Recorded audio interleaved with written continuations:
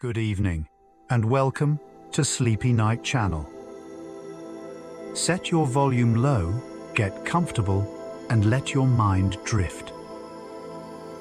Tonight, we'll explore 100 calm facts about human evolution. In a moment, you'll hear soft bell chimes, a gentle cue to help you fall asleep. We begin our journey by turning the clock back, far beyond the history books. We travel past the Romans, past the pyramids, past the ice ages. We drift back 6 to 10 million years to the ancient continent of Africa. The world looks different here. It is greener, wilder, and much quieter. We are floating above a dense tropical rainforest that stretches endlessly from coast to coast. This is the cradle of our story. High in the canopy, sunlight filters through millions of leaves, creating a dappled pattern of green and gold. It is warm and humid. The air smells of heavy rain, damp earth, and the sweet scent of blooming flowers.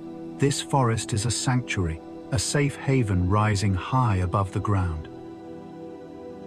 The trees here are gigantic, with roots as wide as walls and branches that form highways in the sky. For our ancestors, the ground is a place of danger, a shadow world where predators prowl. But up here, 60 feet in the air, there is only safety. Life happens in the suspension of the leaves, rocking gently with the wind. We catch a glimpse of movement in the branches.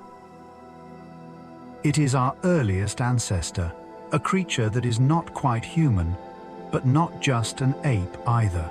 Scientists call this long era the Miocene. These beings are smaller than us, lighter and more agile. They are covered in soft, thick fur that protects them from the stinging insects and the sudden tropical downpours. They move with a slow, deliberate grace. They do not run, they swing. This movement is called brachiation. Arm over arm, they flow through the canopy like water. Their hands are incredibly strong, with curved fingers designed to grip the rough bark. Just like you are holding onto your blankets now, their grip was their security, their way of holding on to life. We watch them foraging for food. Their diet is simple, vegetarian, and abundant. They eat ripe figs, wild berries, and tender young leaves. They do not need to hunt. They do not need to rush. The forest provides everything they need within arm's reach. It is a Garden of Eden existence, where the biggest task of the day is finding the sweetest fruit. Eating is a slow, rhythmic process. We see one of them sitting on a thick branch, peeling a fruit with nimble fingers. They chew slowly. Their large molars are built to grind down tough fibers. The sound of chewing and the rustling of leaves are the only noises breaking the silence of the afternoon. Social bonding happens here, high in the branches. We see two of them sitting close together, grooming each other's fur. This grooming is not just about cleaning, it is the glue of their society. It is the first form of language, long before words existed. The rhythmic stroking of fur releases oxytocin, the bonding hormone. It lowers their heart rates and builds trust. They pick out small seeds and tangles, a gesture that says, "I care for you, and you are safe with me." It is the same feeling of comfort we seek today when we hold hands or hug a loved one. They communicate with soft sounds. Gentle hoots, low grunts, and hums. There is no complex grammar to worry about, no misunderstandings. A soft call can simply mean, "I am here," or "the rain is coming." The sound of their voices blends with the rustling wind and the chirping birds, a natural melody of the prehistoric world. As the afternoon wears on, the light in the forest changes. The golden shafts of sun turn into a deep twilight blue. The temperature drops slightly, bringing a cool relief after the heat of the day. The ancestors know that night is falling. It is time to prepare for the long sleep. They do not just lie down anywhere. They are engineers of comfort. Every single evening, they perform a ritual, building a nest. They choose a sturdy fork in the branches, high enough to be out of reach of leopards. With practiced hands, they weave flexible branches and leafy twigs together. They bend the green wood, interlocking it to create a springy, soft platform. It takes just a few minutes, but the result is a perfect bed. This nesting instinct is still deep within us. When you fluff your pillow, arrange your duvet, or smooth out your sheets, you are repeating a ritual that is millions of years old. The contact of warm fur against warm fur makes them feel secure. They are rocked to sleep by the movement of the tree itself. The wind sways the entire forest, a giant lullaby for the sleeping primates. The night is dark, lit only by the stars glittering through the gaps in the leaves. Below them, the forest floor comes alive with nocturnal hunters.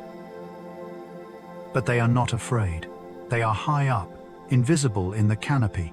The darkness surrounds them like a protective blanket, hiding them from the world below.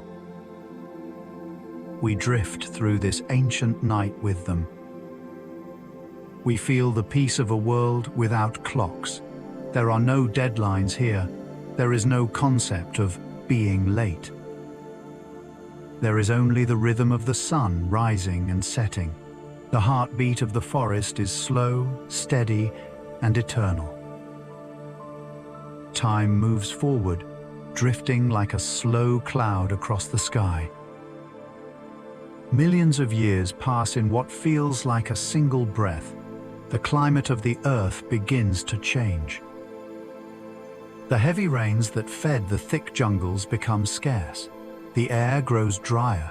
The great green canopy that covered the continent begins to tear apart, leaving islands of trees in a sea of new growth.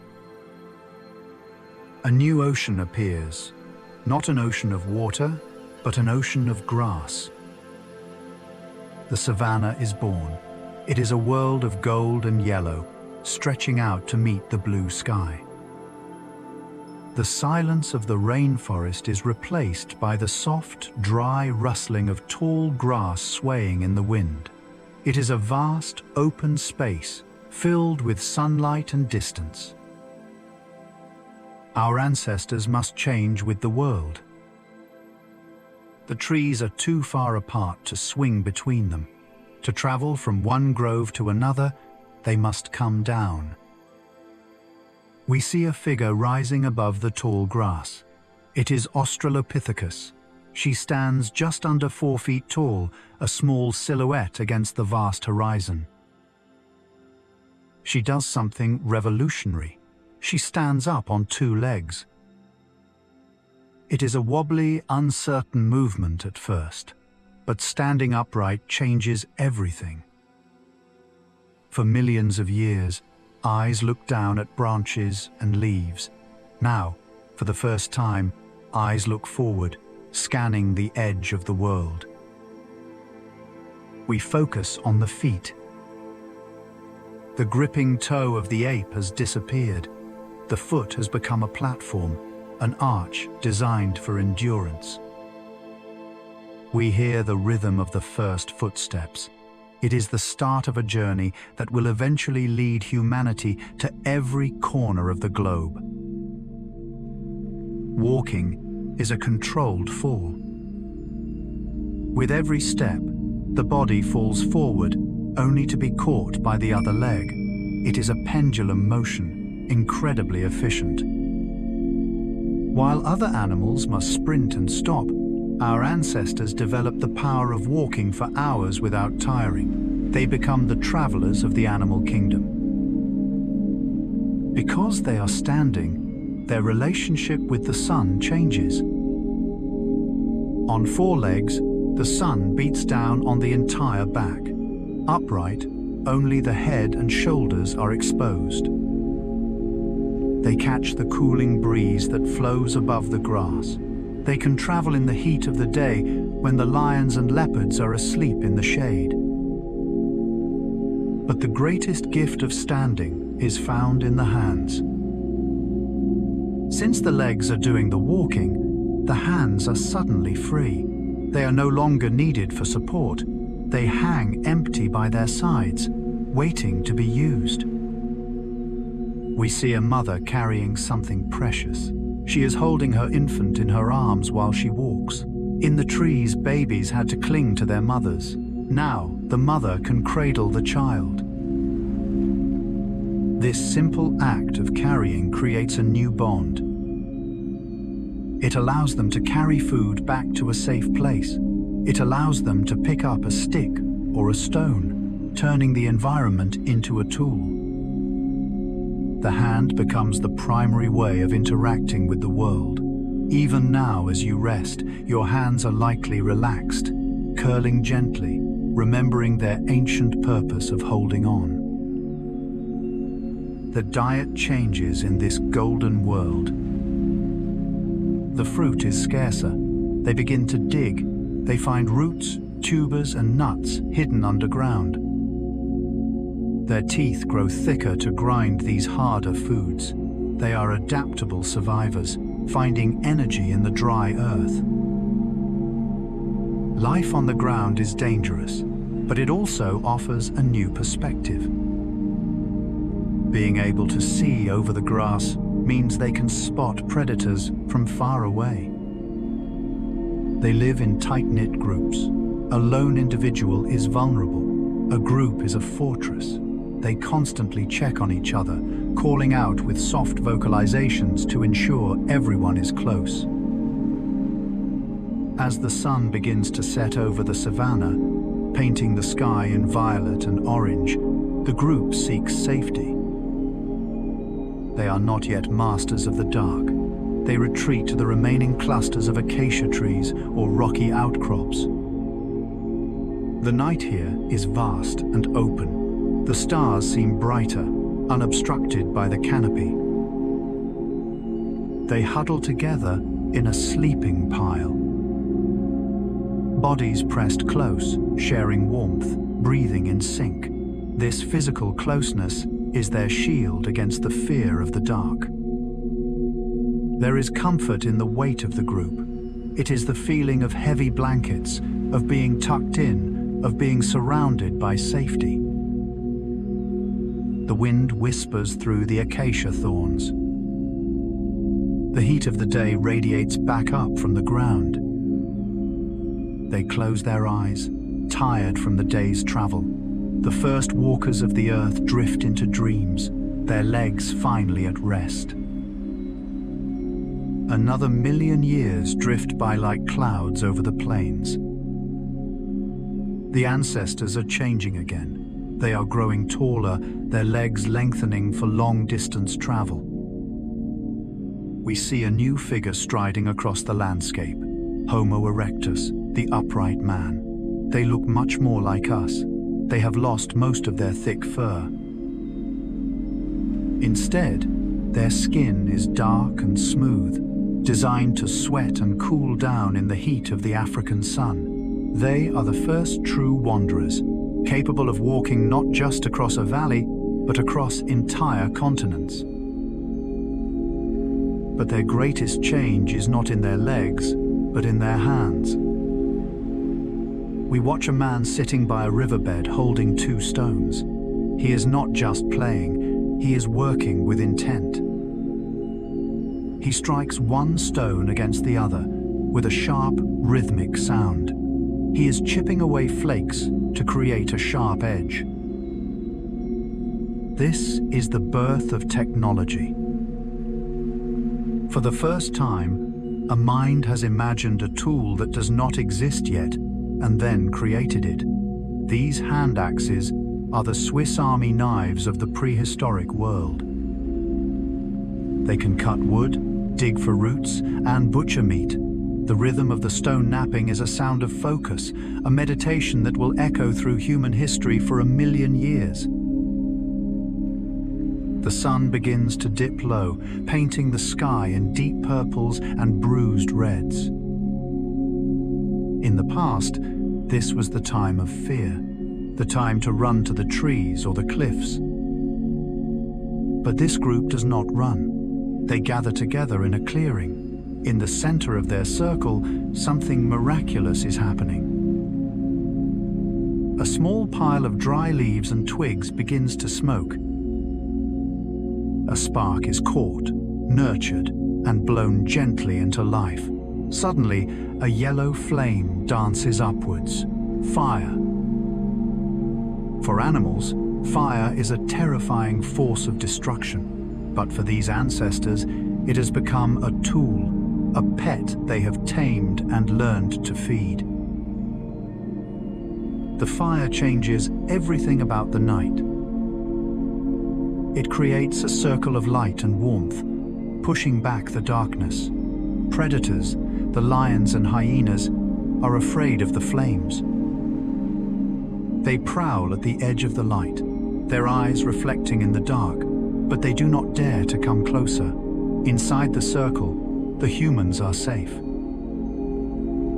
We feel the warmth of the fire on our skin. It mimics the heat of the sun, extending the day long after sunset.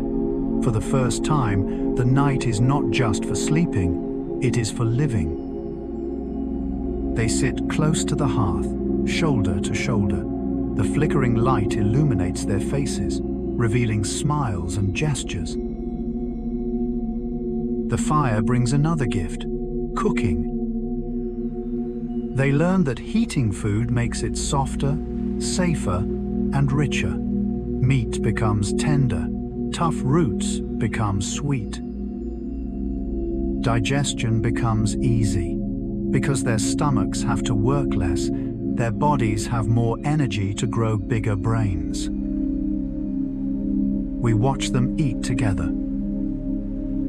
The food coma that you might feel after a heavy meal is an ancient biological reaction. It is the body telling you, we are safe, we are fed, rest now. Cooking created the first dinner parties, the first moments where eating was a social event, not just a survival necessity.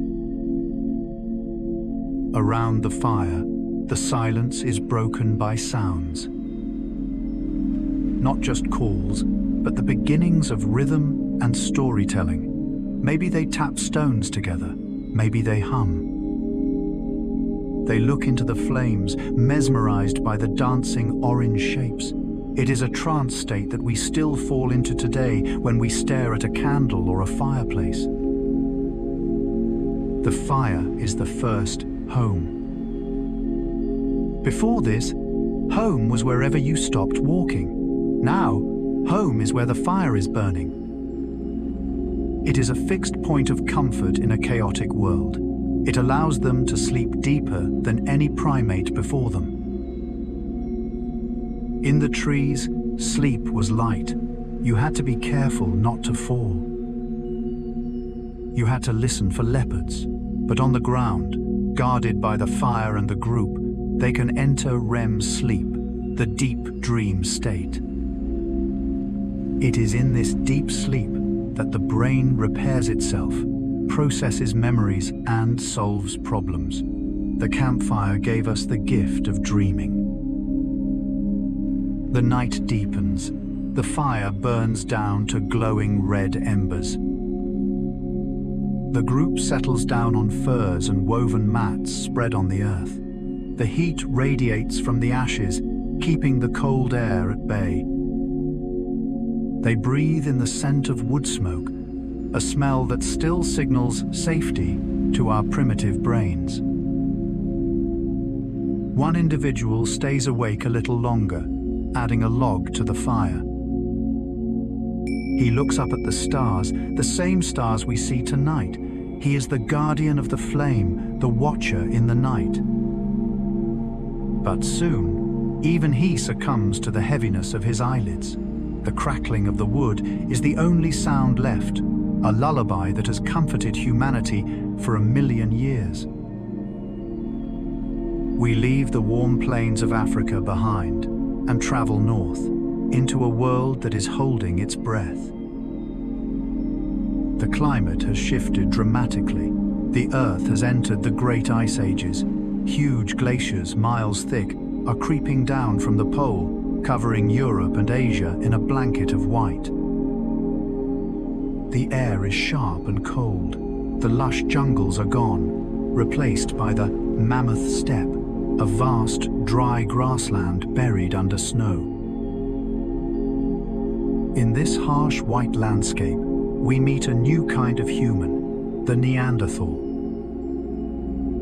For a long time, history painted them as simple brutes, but we now know they were intelligent, emotional, and incredibly resilient.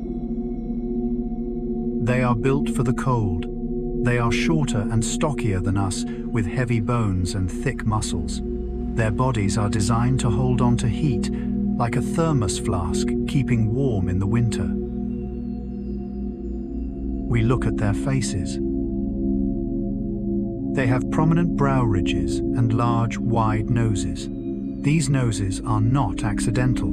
They are biological radiators. They warm up the freezing air before it reaches the sensitive lungs. Every breath they take is a small act of survival, turning the ice of the outside world into the warmth of the body. To survive here, biology is not enough. They need a second skin. We watch them preparing furs. They have hunted the reindeer and the bison. Now they wrap themselves in the heavy, thick hides. They do not have fine needles yet, but they tie the furs with leather strips, creating heavy cloaks. The weight of the fur on their shoulders feels grounding and secure, a heavy barrier against the biting wind. The center of their world is the cave. In the open tundra, the wind is a constant enemy.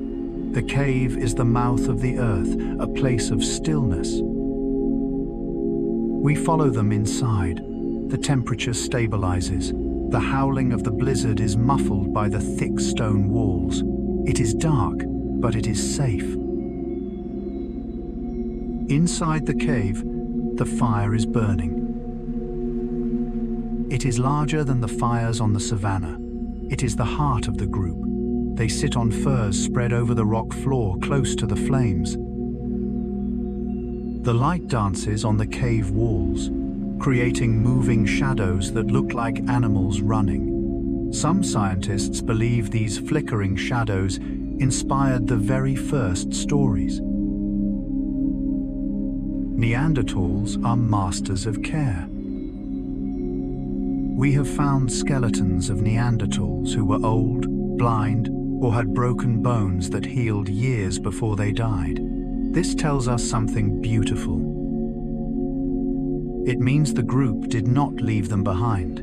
They chewed food for them. They supported them while walking. In the bitter cold, compassion was their greatest survival tool.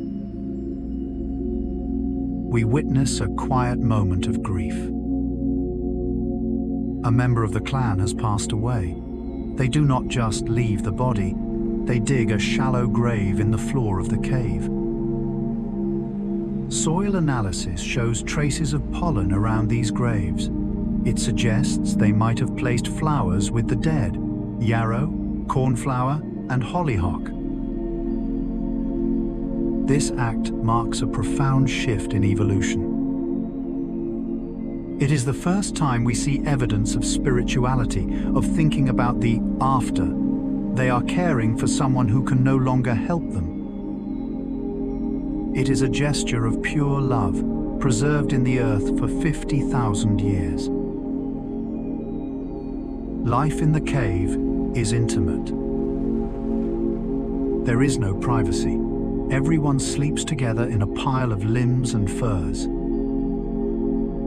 This contact sleeping regulates their body temperatures.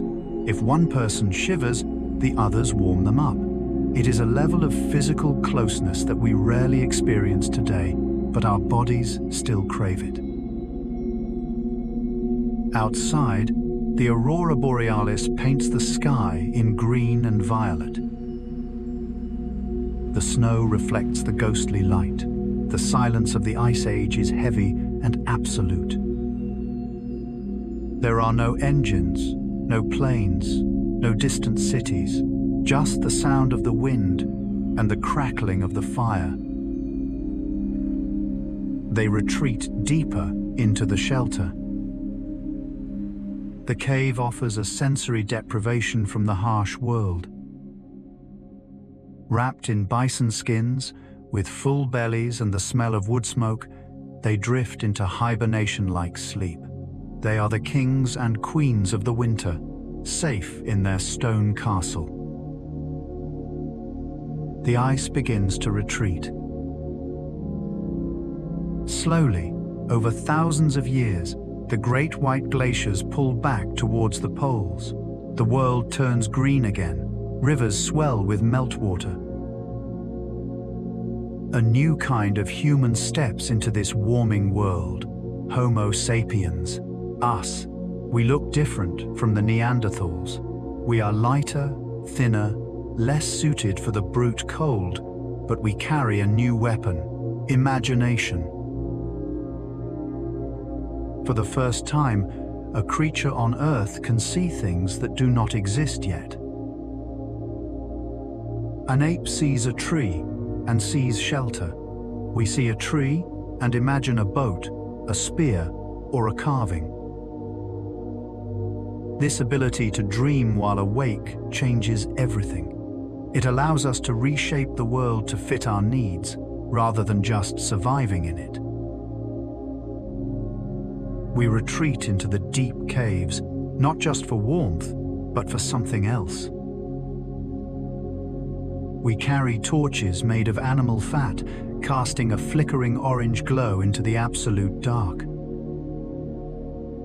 Deep inside the earth, where the silence is total, we begin to paint. We grind soft red rocks into ochre powder. We mix it with saliva and fat.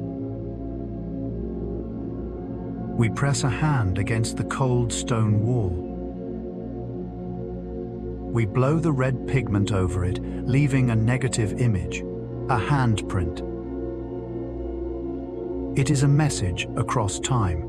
It says, "I was here, I was alive, I breathed." Looking at these hands today, we feel an instant electric connection to these people. They were just like us. They also paint the animals. Bison, horses, lions.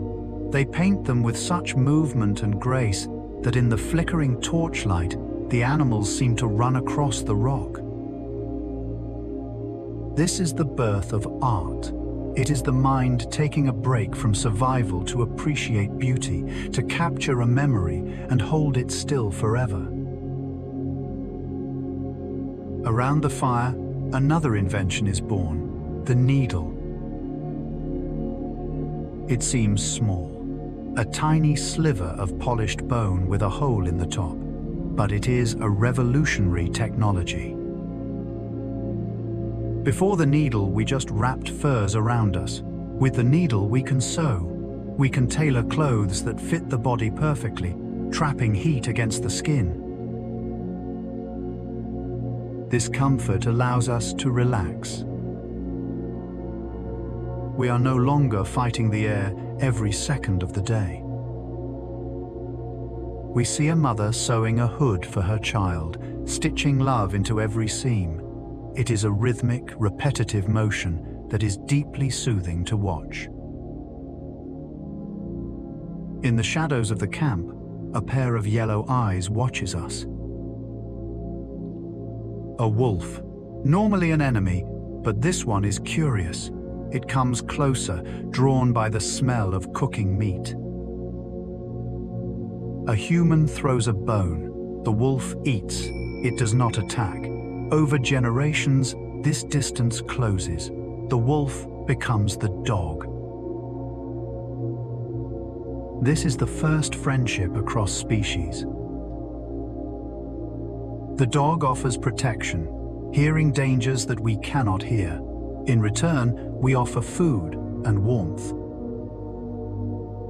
At night, the humans and the dogs sleep together in a pile. The warmth of the animal, the steady rhythm of its breathing against our back, provides a deep sense of security. We are not alone in the dark anymore. The language around the fire becomes complex. We stop just barking commands like run or eat. We start to tell stories. Is less than Hasson. 8 hash is greater than. We talk about the past. We plan for the future. We talk about the spirits in the wind and the lions in the stars. This storytelling is the glue that holds the tribe together. Listening to a calm voice telling a story is one of the oldest human comforts. It is exactly what we are doing right now. Slowly, the wandering stops.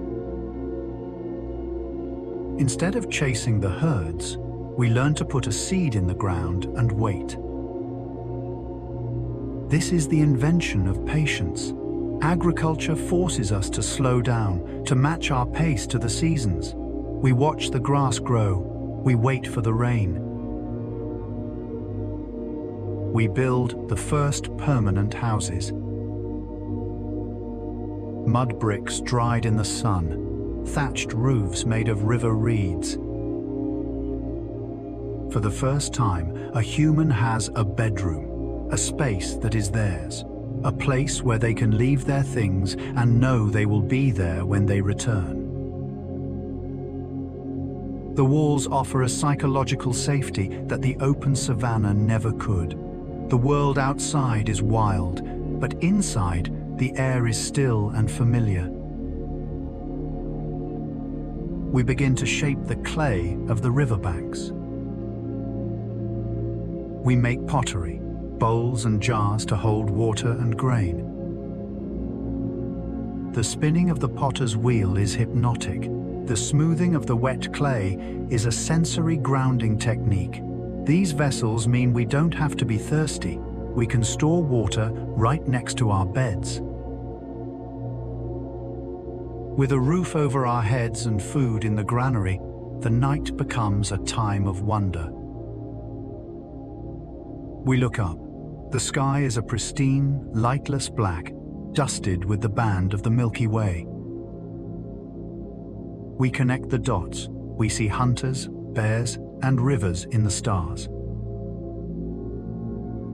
We use them to navigate. We learn that the stars return every year, just like the seasons. There is an order to the universe, a predictability that feels comforting. We are no longer just survivors fighting for the next meal. We are observers. We are creators.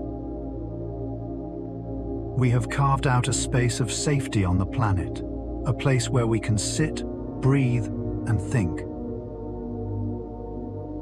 A place where the mind can finally rest, safe in the knowledge that the walls are strong, the fire is warm, and the dog is watching the door. Time accelerates. The seasons flash by faster and faster. We leave the mud bricks and the thatched roofs behind. We watch as the fires in the hearth transform. They become captured in glass bulbs. We have tamed the lightning itself. We look down at the Earth from space once more, just as we did at the start. The dark continent is now glowing. Cities shine like clusters of golden jewels against the velvet night. We have built our own constellations on the ground, mirroring the stars above. We zoom into these cities. Instead of routes and rivers, we are surrounded by a new kind of nature. Rivers of concrete, mountains of glass and steel. We have created towering cliffs called skyscrapers, where millions of us sleep safely in nests high above the ground, just like our ancestors in the trees. The air around us is humming. It is filled with invisible signals. Wi-Fi, radio waves, and satellite streams weave through the atmosphere like a silent silver web. We are more connected than the tribe around the fire could have ever imagined. We hold small panes of black glass in our hands. When we touch them, they light up. These screens are the modern campfires. We stare into them, mesmerized by the scrolling stories, seeking connection, seeking knowledge, seeking the rest of the tribe. We have built minds outside of our own bodies. Servers and silicon chips that think, calculate, and dream in code. Artificial intelligence is the new tool, sharper than the flint axe, capable of solving problems while we sleep. It is a testament to the human imagination, the final result of that first spark in the dark cave. But despite this speed, despite the satellites watching over us like guardian angels, we remain unchanged. Under the clothes, under the blankets, we are still the same biological beings. Our hearts still beat at the same slow rhythm as the hunter on the savannah. Our lungs still breathe the same air as the sleeper in the forest. The modern world is loud, but the body remembers the quiet. Your nervous system is millions of years old. It knows that when the sun goes down, the work is done. It knows that the blue light must fade to warm orange and then to black. We begin to disconnect. We mentally unplug the wires. We turn off the screens. We let the invisible signals pass through us without catching them. The digital noise recedes into the background, becoming a soft, distant hum. It is easy to feel that this world moves too fast. The streams of information never stop. The lights never truly go out.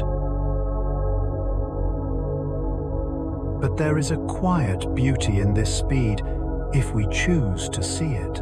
We are living in a time that our ancestors could only dream of in their deepest sleep. Think of the Neanderthal in the cold cave, hoping the fire would not die. Now, you lie in a room where the warmth is constant. A thermostat watches over the temperature for you, adjusting it silently while you rest. You do not need to gather wood. You do not need to fight the cold. The technology carries that burden for you. It is okay to surrender to this comfort. Sometimes we feel we must keep up with the machine. We fight the flow. But tonight, you can let the machine work for you. We can let the servers hum in the distance, holding the knowledge of the world safe so we don't have to keep it all in our heads. You are allowed to move at your own pace. Just because the signals travel at the speed of light does not mean you have to. You are a biological being. You are made of soft cells and slow rhythms. It is permitted to be slow. It is permitted to disconnect and let the digital world spin on without you for a few hours. The world is safe. The satellites are watching the weather. The electricity is humming in the walls. Everything is working exactly as it should to keep you safe and comfortable. You can let go of the control. You can trust the era you live in to hold you. We return to the basics. Gravity, warmth, safety. You are lying in your nest, just as the primate did in the canopy. You are covered in layers, just as the Neanderthal was in the cave. The journey of evolution has led to this exact moment. Millions of years of survival, adaptation, and struggle, all so that you could be here, safe and warm, resting in comfort. You do not need to run anymore. You do not need to hunt. You do not need to solve any more problems tonight. We feel the heavy comfort of the timeline behind us.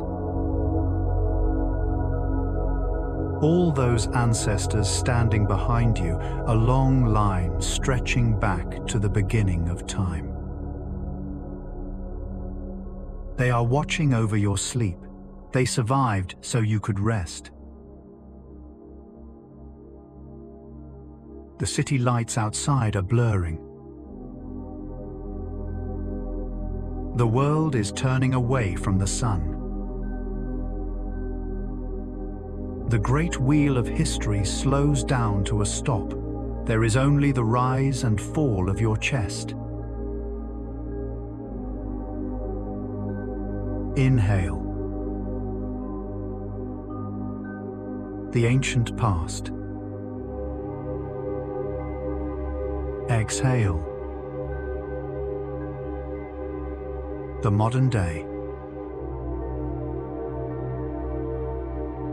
You are the traveler who has finally come home. The fire is low, the cave is warm, the night is yours. If you are still awake, you can subscribe to Sleepy Night channel for more calm night journeys like this. That was 100 calm facts about human evolution. Now the sound will continue for a while, so you can fall asleep. Good night.